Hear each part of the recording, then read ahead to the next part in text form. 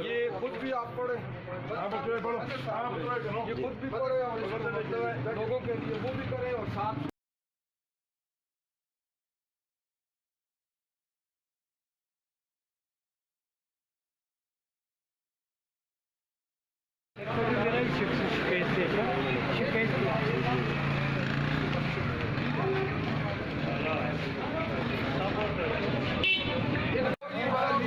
खुद भी पढ़े और लोगों को भी अवेयर करे, समझाया करो, डिस्प्ले भी करो, ठीक है।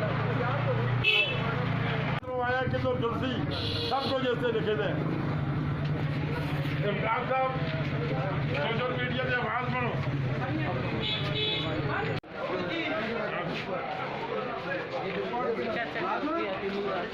लाना लाना ये समझो कोरोना है काला काफूर जैसा मिल के सब डिस्प्ले भी करे,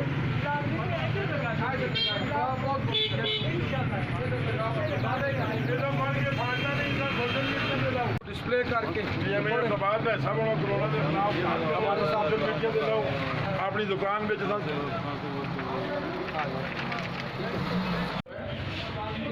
एक बार शीशे से दो लाख छोड़ दे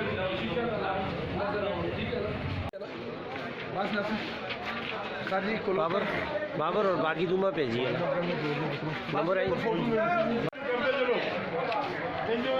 चलो ये कोरोना के खिलाफ जाग कर रहे हैं। अंदर किसी को नहीं बिठाना। अच्छा